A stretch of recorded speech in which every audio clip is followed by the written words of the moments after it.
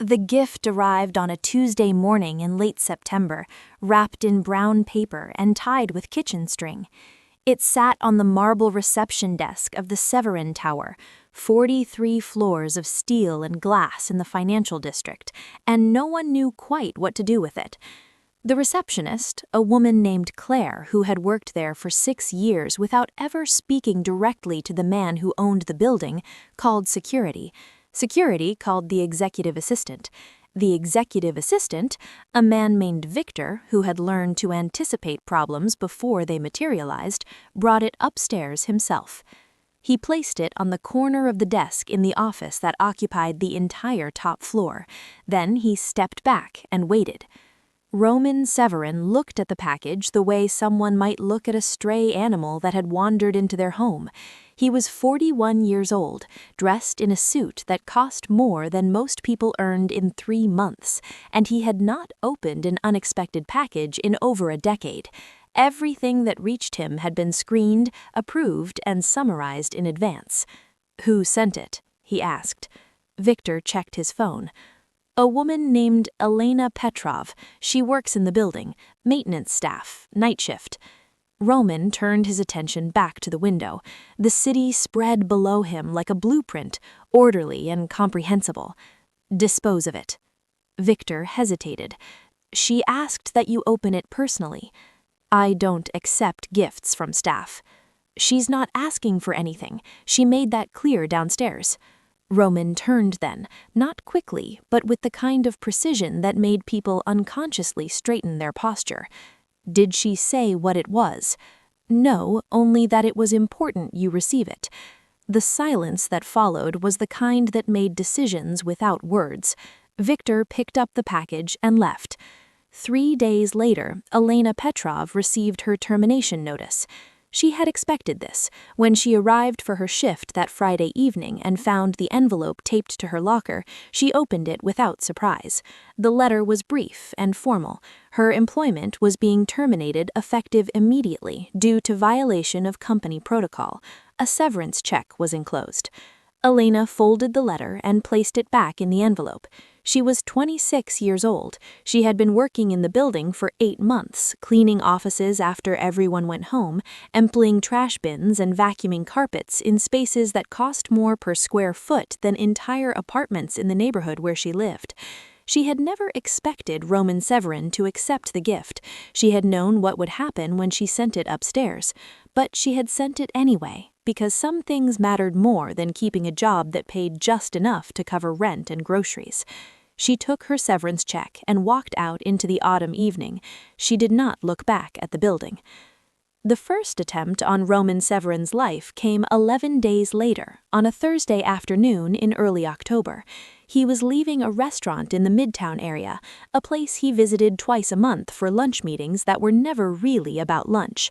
His driver had pulled the car to the curb.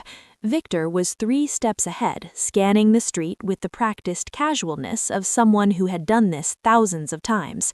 The shot came from a rooftop 2 buildings away. It missed Roman's head by less than 3 inches and shattered the restaurant window behind him. What happened next occurred in the space between one breath and the next. Victor pushed Roman into the car. The driver accelerated before the door was fully closed. 2 more shots hit the vehicle, one spiderwebbing the rear window, the other sparking off the reinforced frame. They were 4 blocks away before Roman spoke. "Who?" It was not a question. Victor was already on the phone. "I'm finding out." Roman sat in the back seat, his hands steady, his expression unchanged. He had survived 3 previous attempts over the years. Each time, the response was swift and comprehensive. People who tried to kill him tended to disappear in ways that discouraged others from trying. But this felt different. The timing was unusual. The location was public. Someone was either very confident or very desperate. By evening, they had preliminary information. The shooter had fled before police arrived. No witnesses had clear descriptions. The rooftop access had been forced hours earlier.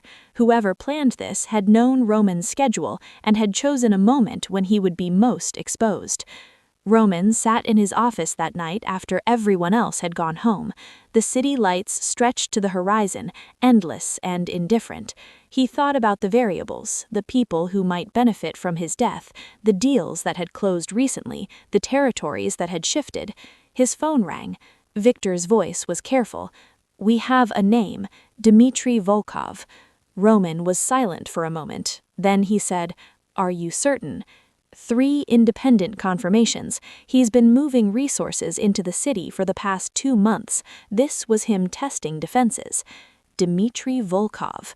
They had known each other for 20 years. They had worked together once, briefly, before their paths diverged. Dmitry had gone north, building networks across state lines, methodical and patient.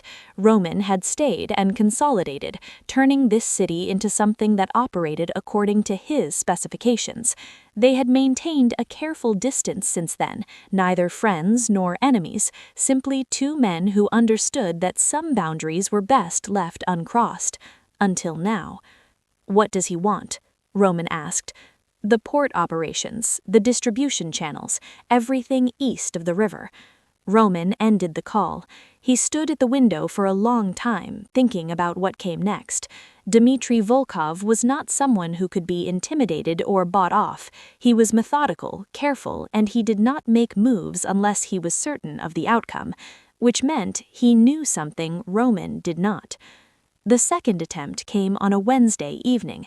Roman had just entered his apartment building, the penthouse of a residential tower with security measures that cost more than the building itself. The elevator reached his floor, the doors opened. The bomb was small, professionally made, hidden inside the emergency lighting panel. It detonated as Roman stepped out. The concussive force shattered the hallway windows and set off every alarm in the building.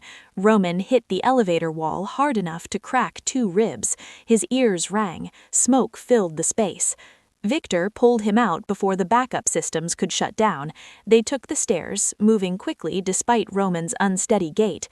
Building security met them at the ground floor. Paramedics arrived minutes later. Roman refused to go to the hospital. He had his own doctors, people who asked no questions and filed no reports. They met him at a secondary location, treated his injuries in silence, and left. Victor stood by the window while Roman sat on the edge of a medical table, his chest wrapped, his breathing shallow. "This was inside your building," Victor said quietly. "That means someone on your own security team is compromised." Roman nodded slowly. He had already reached the same conclusion. Dmitry had access to information that should have been impossible to obtain. Someone close was providing it. "Find them," Roman said. "And then?" "Make an example." But as the words left his mouth, Roman felt something unfamiliar. Not fear exactly. Uncertainty. The variables had multiplied beyond his ability to track them. Dmitry was moving faster than expected, pressing advantages that should not exist. For the first time in many years, Roman Severin considered the possibility that he might lose. The internal investigation began immediately. Victor worked through the night, cross-referencing schedules, communications, and movements. By morning, he had narrowed the suspects to 4 people. By afternoon, he had found the evidence. The man's name was Peter. He had worked in building security for 3 years. He had been careful, leaving almost no trace, but Victor was better at finding what people tried to hide. They brought Peter to a warehouse on the industrial side of town. It was empty except for a single chair under a fluorescent light. Roman arrived an hour after they secured him. Peter was 29 years old. He sat very still, his wrists bound, his face pale but composed. He had known this moment would come eventually. They always did, the people who betrayed Roman Severin. The only question was how long they had before discovery. Roman stood in front of him, his ribs sending sharp pains through his chest with each breath, and said nothing for a long time. "How much did he pay you?" Roman finally asked. Peter met his eyes. "Enough." "For what? Retirement? A new life somewhere?" "For my daughter's surgery, something your insurance wouldn't cover." The answer landed strangely. Roman had expected greed, ambition, resentment. He had not expected a sick child. He studied Peter's face, looking for deception, but found only exhausted resignation. "You understand what happens now," Roman said. "Yes." "Do you regret it?" Peter thought about this. "No, my daughter is alive. Whatever happens to me, that was worth it." Roman turned away. He walked to the far side of the warehouse, his footsteps echoing in the empty space. Victor waited by the entrance, expression neutral. Roman had ordered executions before. It was part of the structure that kept everything functioning. People who broke fundamental rules could not be allowed to continue. The consequences had to be absolute or the system collapsed. But standing there in the warehouse, his chest throbbing, his carefully built world fracturing around him, Roman felt the weight of it differently. Peter had betrayed him for his daughter. The logic was simple. The morality was complicated. "Let him go," Roman said quietly. Victor's expression did not change, but his silence conveyed surprise. "Pay for his daughter's treatment, relocate him, make sure Dmitri never finds him. That's not—" "I know what it is," Roman interrupted. "Do it anyway." He walked out of the warehouse without looking back. Behind him, Peter sat in the chair, unharmed and bewildered, trying to understand what had just happened. The news about Peter spread quickly through certain circles. Roman Severin had let a traitor live. He had shown mercy. In the world Roman inhabited, mercy was not strength. It was vulnerability. It was the first crack in the foundation. Dmitri Volkov heard the news within hours. He made his next move 3 days later. The third attempt was not an attempt at all. It was a message. Roman received a package at his office. This one was screened carefully before it reached him. Inside was a photograph of Elena Petrov, taken from across the street as she left a grocery store. On the back was written a single line: "People close to you die easily." Roman stared at the photograph for a long time. Elena Petrov, the woman who had sent the gift he had refused, the woman he had fired without a second thought. "Why her?" he asked Victor. "I don't know. Dmitri's people have been watching your building. They must have identified her somehow, but she's not close to you. She's not anyone." Roman set the photograph down carefully. "Find her. Bring her here." "Roman." "Now."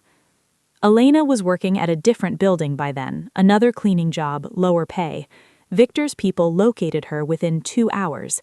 They approached her as she left work, explained that she needed to come with them, that it was urgent. She came willingly, though she did not understand why. They brought her to the Severin Tower after dark, up the private elevator, into the office she had cleaned many times, but never visited during business hours.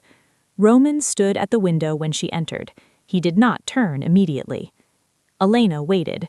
She was wearing work clothes, her hair pulled back, her hands showing the wear of long shifts. She looked tired but not afraid. When Roman finally turned, he studied her face. She did not look away. "Do you know who I am?" he asked. "Yes." "Do you know why you're here?" "No." He walked to his desk and picked up the photograph. He held it so she could see. "Someone sent me this. Someone who wants to hurt me. They think you matter to me." Elena looked at the photograph. "I don't understand. I sent you a gift, you fired me, that was the end of it. What was in the package?" She hesitated. "An icon, my grandmother's. She was very devout. She believed it protected people." "From what?" "From harm, from bad decisions, from themselves." Elena paused. "She gave it to me before she died. I kept it for years. But when I saw you one evening leaving the building, I felt I was supposed to give it to you." "Why?" "I don't know. I just did." Roman set the photograph down. "I rejected it. I had you fired." "Yes. And now someone is using you to threaten me." Elena absorbed this information slowly. "What do you want me to do?" "Stay here. Stay safe. Until I resolve this." "I have a job. I have rent." "I'll cover it." "I don't want your money." "Then what do you want?" Elena looked at him directly. "I want to go home. I want to live my life. I want nothing from you." The simplicity of it struck Roman as absurd. Everyone wanted something from him. Everyone had an angle, a request, a demand. But this woman, standing in his office with her worn-out clothes and careful dignity, wanted only to be left alone. "You can't," he said. "If you leave, they'll use you. They'll take you to force me into a position I can't accept." "Then that's your problem, not mine." Roman felt something shift in his chest, distinct from the pain of his injuries. It was irritation, but beneath that, something closer to respect. She was not intimidated, she was not impressed, she was simply inconvenienced. "I'm trying to keep you alive," he said. "I didn't ask you to." They stood there in the silence that followed, two people from completely different worlds, connected by a package wrapped in brown paper that had never been opened. Finally, Roman said, "3 days. Stay here, 3 days. Let me handle this. After that, you're free to go." Elena considered. "Where would I stay?" "There's a secured apartment in this building. You'll have everything you need." "And if I refuse?" "Then you'll likely be dead by the end of the week, and I'll have that on my conscience, along with everything else." She thought about this. Then she nodded once. 3 days. Victor arranged the apartment. It was on the 37th floor, overlooking the river. Elena stood at the window that first night, looking at the city lights reflecting on the water, and wondered how her life had arrived at this moment. She had sent the icon because her grandmother had taught her to trust instinct over logic. She had felt compelled to give it to a man she did not know, a man who represented everything her grandmother had warned her about. And now she was trapped in a luxury apartment protected by the same man who had taken her job. The apartment was larger than anywhere Elena had ever lived. It had more rooms than she needed, furniture that looked like it belonged in magazines, a kitchen with appliances she did not know how to use. She felt displaced, like someone playing a role in a film she had not auditioned for. She slept poorly that first night. The bed was too soft, the silence was too complete. In the morning, Victor brought her breakfast. He set it on the dining table without speaking, then moved to leave. "Wait," Elena said. "Can I ask you something?" Victor paused at the door. "Why does he care what happens to me? He doesn't know me." Victor considered his answer. "Because you're a variable he didn't account for. Roman doesn't like variables." "That's not an answer." "It's the one I have." He left. Elena ate breakfast slowly, tasting nothing, thinking about the icon she had wrapped so carefully. She wondered where it was now. Probably in some disposal facility, incinerated along with all the other things Roman Severin rejected. Across the city, in a smaller office in a building that did not reach as high, Dmitry Volkov looked at surveillance photographs spread across his desk. He had been watching the Severin Tower for weeks. He had identified patterns, vulnerabilities, pressure points. The woman interested him. She was nobody, which meant she should not matter, but Roman had brought her into his building, into his protection. That suggested she was more than she appeared. Dmitry picked up his phone and made a call. "I want to know everything about Elena Petrov, where she came from, who she knows, why Roman cares." On the other end, someone agreed to find out. Dmitry ended the call and returned his attention to the photographs. He had been planning this takeover for 18 months. Every move had been calculated, every variable accounted for. Roman Severin was skilled, but he was also predictable. He responded to threats with overwhelming force. He protected his assets with elaborate security. He maintained control through fear and respect in equal measure. But recently, something had changed. Roman had let a traitor live. He had sheltered a cleaning woman who meant nothing. He was making decisions that suggested sentiment, and sentiment was fatal in their world. Dmitry smiled to himself. This would be easier than expected. Elena spent the second day reading. The apartment had a small library, books on business and history and philosophy that looked expensive and unread. She chose a novel at random and curled up on the sofa, trying to distract herself from the strangeness of her situation. In the early evening, Roman arrived unexpectedly. Victor accompanied him, but stayed by the door. "How are you managing?" Roman asked. Elena set down her book. "I'm fine. Bored, but fine." "I'm sorry for the inconvenience." "Are you?" She said it without hostility, simply curious. "You don't seem like someone who apologizes often." "I don't." "Then what now?"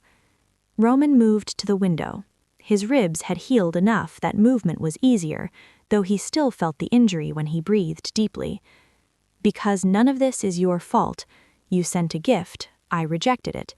That should have been the end." "But it wasn't." "No." Elena stood and joined him at the window. They looked at the city together, the endless grid of lights and movement. "Can I ask you something?" she said. "You can ask." "Why did you reject it? You didn't even open it." Roman was quiet for a moment. "I don't accept gifts from people I employ. It creates complications." "I wasn't trying to complicate anything. I was trying to help." "Why?" "Because you looked like you needed it." He turned to face her. "You saw me once, for maybe 3 seconds. How could you possibly know what I needed?" "I don't know, I just did." Roman studied her face, looking for calculation or deception, but finding only quiet certainty. It unsettled him. People did not give without wanting something in return. That was fundamental. That was how the world worked.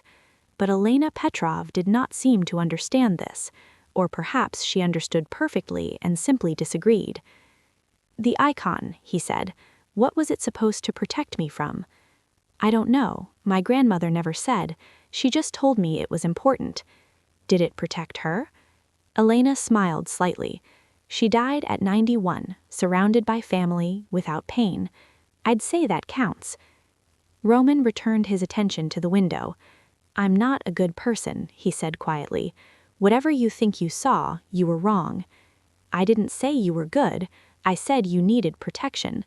"From what?" "From yourself, probably."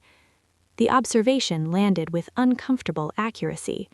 Roman said nothing for a long moment. Then he turned toward the door. "One more day. After tomorrow, you can leave." He was gone before Elena could respond. Victor remained by the door. "He doesn't usually explain himself," he said. "Should I be honored?" "Probably." Elena returned to the sofa and picked up her book, but she did not read. She thought about the man who controlled so much and seemed to enjoy none of it. She thought about her grandmother, who had owned almost nothing and had been happy until the day she died. Protection from yourself. Her grandmother had said those exact words once, when Elena was young and asked about the icon. "Some people need protection from enemies," she had said. "Others need protection from their own choices." Elena wondered which category Roman Severin occupied. Probably both. The final move came on the 3rd day, earlier than expected. Elena was preparing to leave, packing the few items Victor had brought for her, when the power went out.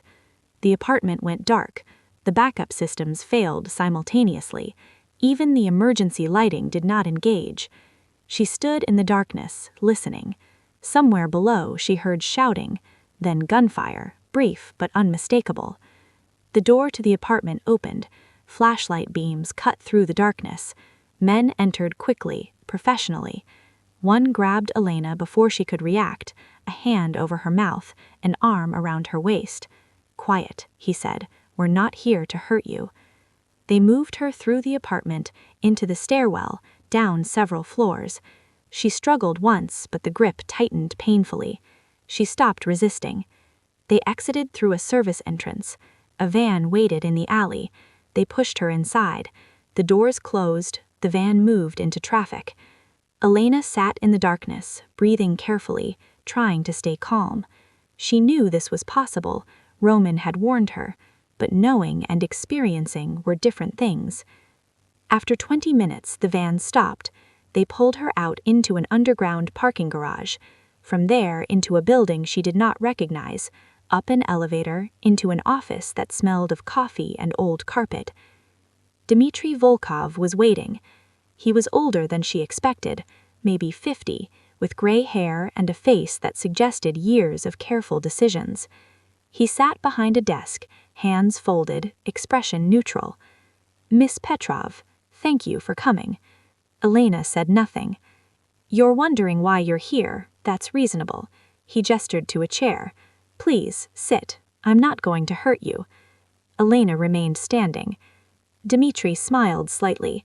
"Roman has taught you to be cautious. That's good, but unnecessary. You're a guest, not a prisoner." "Then I'd like to leave." "In time. First, I need you to help me with something." "I can't help you with anything." "You already have. Your presence in Roman's building told me what I needed to know." Dmitri leaned back in his chair. "He cares about you. I don't know why, and frankly, it doesn't matter. What matters is that he'll make concessions to keep you safe." "You're wrong. I'm nobody to him." "Then he'll be fine with what happens next." The threat was delivered calmly, without emphasis. Elena felt her pulse accelerate. She had never been in a situation like this. She cleaned buildings. She lived quietly. She did not belong in rooms where men discussed violence like business transactions. "What do you want from him?" Elena asked. "Everything east of the river, the port operations, the distribution networks. In exchange, you go free, he goes free. Everyone continues as before, just with new boundaries." "And if he refuses?" "Then I'll be very disappointed, and you'll be the first casualty of a war neither of you can win." Elena sat down then, not because he had offered, but because her legs felt unsteady. "He won't negotiate, not for me." "We'll see." Dmitri made a call. He put it on speaker. Roman answered on the second ring. "I have something of yours," Dmitri said. There was a pause. Then Roman's voice, carefully controlled. "Where?" "Safe, for now. You know what I want. You have 24 hours to transfer control. If you comply, she goes home unharmed." "Let me speak to her." Dmitri gestured to Elena. She leaned toward the phone. "I'm okay." Her voice was steadier than she felt. "Are you hurt?" "No." "Stay calm. I'll handle this." The call ended. Dmitri smiled. "He's predictable. That's his weakness." Elena looked at him. "Why me? There must be people closer to him, people he actually cares about." "There are, but they're protected. You weren't. Sometimes the easiest target is the most effective." He stood and moved toward the door. "You'll stay here tonight. I've arranged a room. It's comfortable. Try to rest." "And tomorrow?" "Tomorrow, Roman makes his choice." They took her to a small room down the hall. It had a bed, a window that did not open, and a door that locked from the outside. Elena sat on the bed and tried to think clearly. She had been in Roman's presence maybe 4 times total. They had exchanged perhaps 30 sentences. The idea that he would sacrifice his business interests to save her was absurd. But he had protected her for 3 days. He had brought her into his building, kept her safe, explained himself in ways that Victor said were unusual. Maybe Dmitri was right. Maybe she mattered more than she understood. Or maybe Roman would make the practical choice, the one that made sense, and let her go. Elena lay on the bed, fully clothed, staring at the ceiling, and waited to find out which version of Roman Severin was real. Roman stood in his office that night alone. Victor had left an hour earlier to coordinate the response. The building was secured. Additional guards had been positioned at every entrance. Everyone who worked for him was on alert. But none of that mattered. Dmitri had Elena, and Roman had 24 hours to decide what that meant. He thought about the icon, still sitting in the disposal bin where Victor had placed it 3 weeks ago. He had not opened it. He had not wanted to acknowledge the gesture, the kindness, the implication that someone would give him something without expecting return. Now that refusal felt significant. Roman walked to the disposal area in the back of the executive floor. He found the bin, sorted through the contents, pulled out the package. The brown paper was torn in places, but the string was still tied. He brought it back to his office. He set it on his desk. He stared at it for a long time. Then, carefully, he untied the string. He unwrapped the paper. Inside was a small wooden icon, maybe 6 inches tall, painted with an image he did not recognize. The colors were faded, the wood was dark with age. On the back was an inscription in a language he could not read. Roman held it in his hands, feeling the weight of it, the years it represented, the faith it embodied. Elena had given this to him. She had parted with something that mattered to her because she thought he needed protection, and he had thrown it away. He set the icon on his desk, upright, facing him.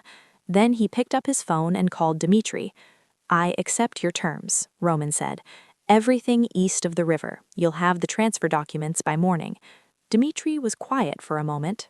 "Just like that?" "Just like that. I expected you to fight, to make threats, to try to negotiate. I'm too tired to fight. That's not the Roman Severin I know. Maybe you don't know me as well as you think." Dmitri laughed, surprised and genuine. "Maybe not. All right, the woman will be released tomorrow afternoon, after the transfers are complete. I want her released now. That's not how this works. Then you'll have to kill her because I'm not signing anything until she's safe." The line went quiet. Roman waited. He knew he was gambling, pushing boundaries that could collapse under pressure, but something had shifted in him during the past 3 days. Something about Elena's certainty, her refusal to be impressed or intimidated, her simple desire to live her life without his interference. "Fine," Dmitri said, finally. "She'll be released at the corner of 5th and Ashton in 1 hour, alone." "Agreed." Roman ended the call. He stood at the window, the icon beside him, and wondered when he had started making decisions based on principle instead of advantage. Victor arrived 30 minutes later. "Is this real? You're giving him everything?" "Yes." "Roman, this is years of work. This is half your operation. I know what it is." "For a woman you barely know." "That's not the point." "Then what is?" Roman turned from the window. "I rejected a gift because I thought it would complicate things. I fired someone because she broke protocol. I've spent 20 years making decisions based on control and advantage and fear. And where has that brought me? 3 assassination attempts, a war I didn't want, a life where everyone around me is either an asset or a threat." He picked up the icon. "She gave me this, for nothing, because she thought I needed protection, and she was right." Victor said nothing for a long moment. Then, quietly, "What do you need me to do?" "Make sure she gets home safely. Pay her what we would have paid her if I hadn't fired her. Give her whatever she needs to restart. And you?" "I'll handle the transfers." Victor left. Roman sat at his desk and began the process of dismantling half of what he had built. He signed documents, made calls, transferred accounts. By midnight, it was done. Everything east of the river belonged to Dmitri Volkov. Roman leaned back in his chair, exhausted. His ribs ached, his head throbbed. But beneath all that, he felt something unexpected. Relief. He had spent so long holding everything together, maintaining control, ensuring dominance. The weight of it had been constant, invisible, accepted as the price of power. Now that half of it was gone, he felt lighter. Elena was released exactly 1 hour after Roman's call, at the corner of 5th and Ashton, as promised. She stood on the sidewalk in the cold October night, disoriented and relieved, until a car pulled up. Victor stepped out. "Are you hurt?" "No." "Get in, I'll take you home." They drove through the city in silence. Elena watched the streets pass, familiar and strange at the same time. She had been gone only 2 days, but it felt longer. "He gave up half his business for you," Victor said. Elena looked at him. "What?" "Everything east of the river. He signed it over to Dmitri in exchange for your release." "That doesn't make sense." "No, it doesn't."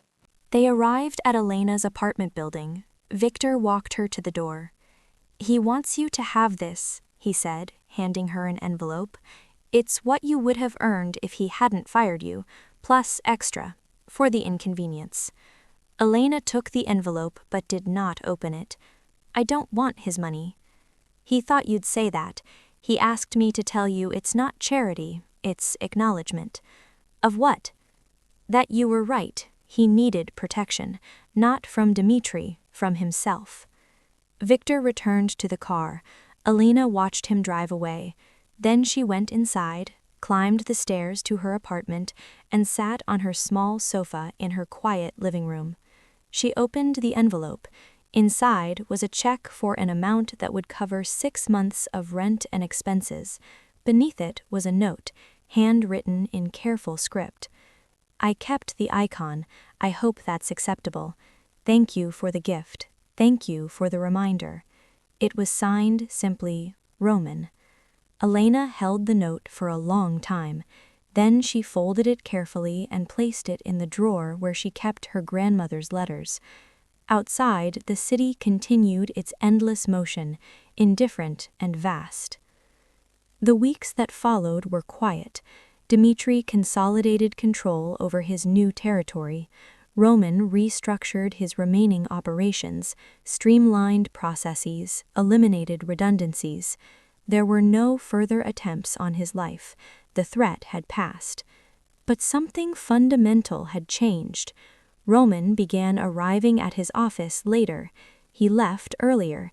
He took meetings that were not strictly necessary, with people who offered nothing strategic, simply because the conversations were interesting. He walked through parts of the city he had not visited in years, anonymous in ordinary clothes, observing lives that continued without any awareness of him. Victor noticed, but said nothing. The people who worked for Roman noticed and adjusted accordingly. The careful fear that had governed every interaction began to ease, replaced with something closer to ordinary respect. Roman kept the icon on his desk, visible but not prominent. Occasionally, late at night when he was alone in the office, he would pick it up and turn it over in his hands, studying the worn wood and faded paint. He did not believe in divine protection. He did not believe in fate or miracles or guardian angels. But he believed in gestures, in unexpected kindness, in the possibility that people could act without ulterior motive, and he believed that sometimes the things you reject are the things you need most. 3 months after her release, Elena received a phone call. The number was unfamiliar. She almost did not answer, but something made her pick up. Hello? Miss Petrov, this is Victor. I work for Roman Severin. I remember. He wanted me to ask if you'd be willing to meet with him, just briefly. He has something he'd like to discuss. Elena hesitated. She had not thought about Roman Severin in weeks. She had returned to her life, found new work, moved forward. The money he had given her was in her savings account, untouched. She had not decided yet if she would keep it. What does he want to discuss? She asked. He didn't say, only that it was important. Elena thought about this. Then she said, All right, when? Tomorrow afternoon. I can pick you up.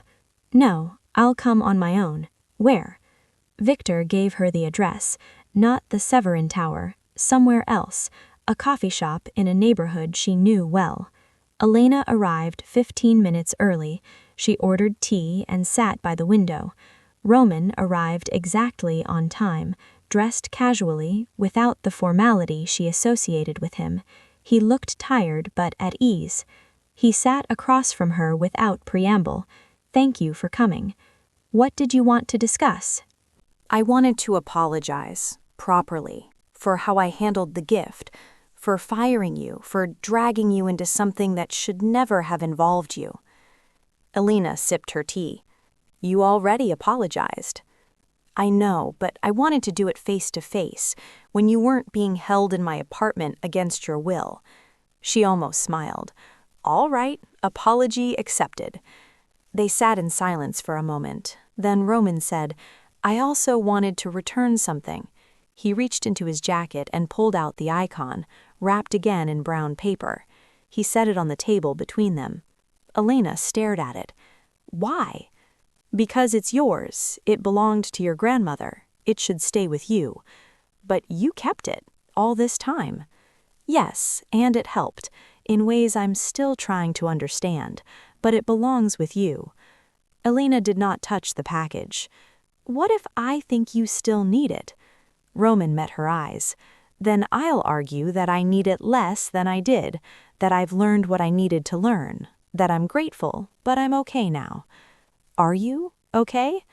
He considered the question carefully. "I'm better. That's enough for now." Elena reached across the table and picked up the icon. She unwrapped it slowly, revealing the worn wood and faded paint. She held it in her hands the way Roman had, feeling the weight of years and faith.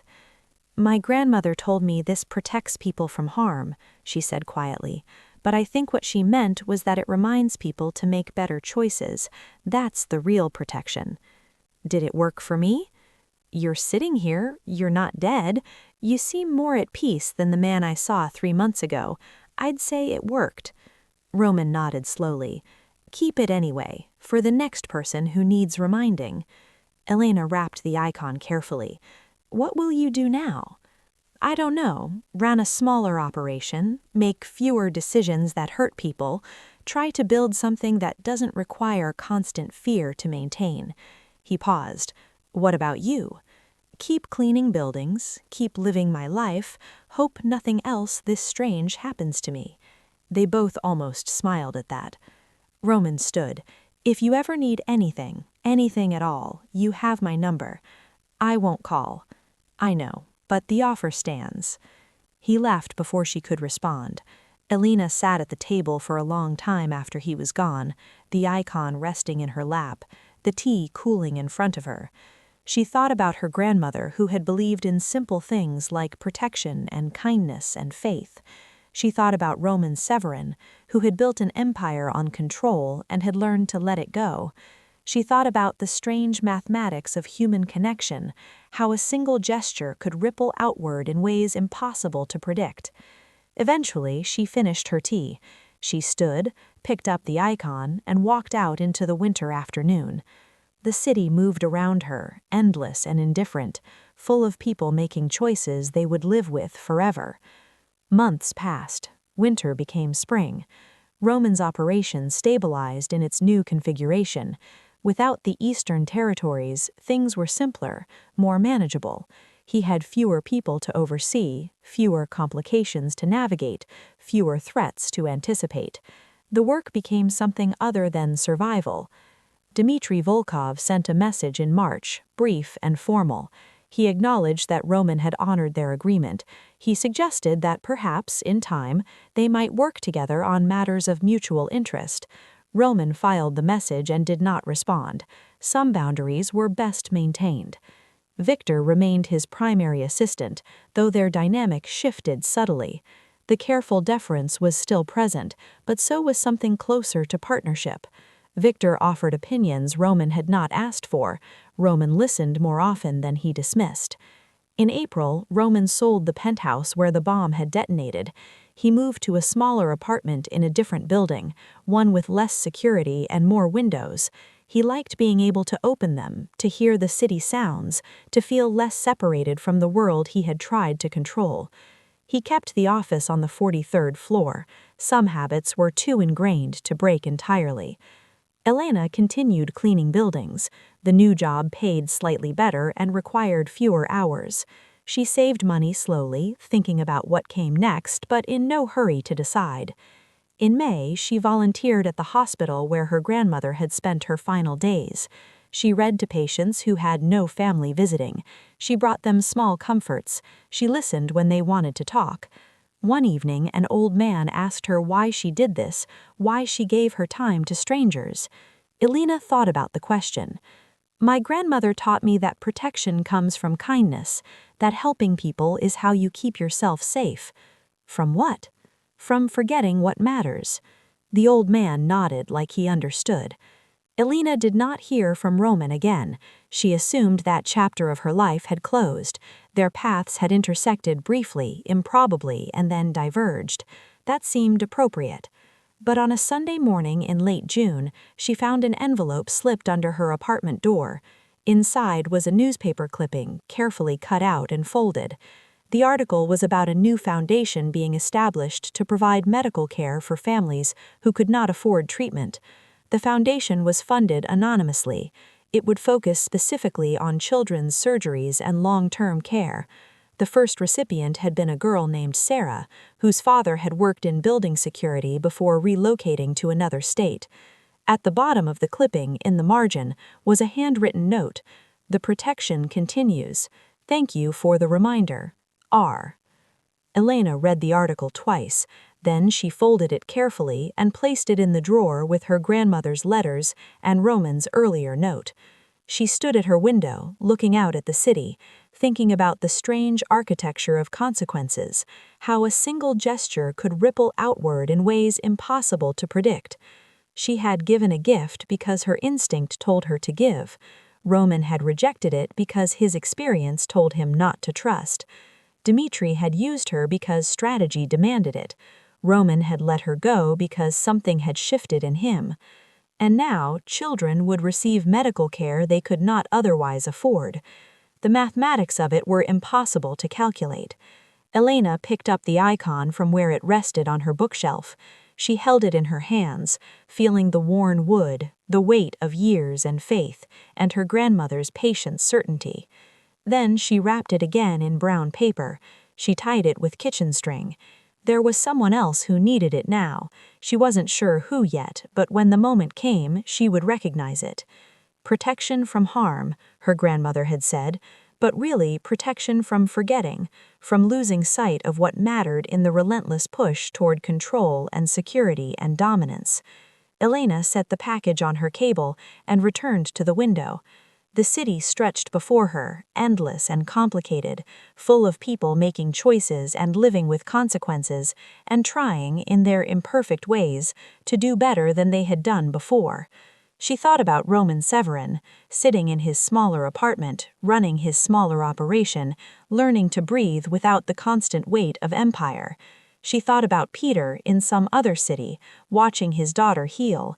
She thought about her grandmother, who believed in simple things like protection and kindness and faith.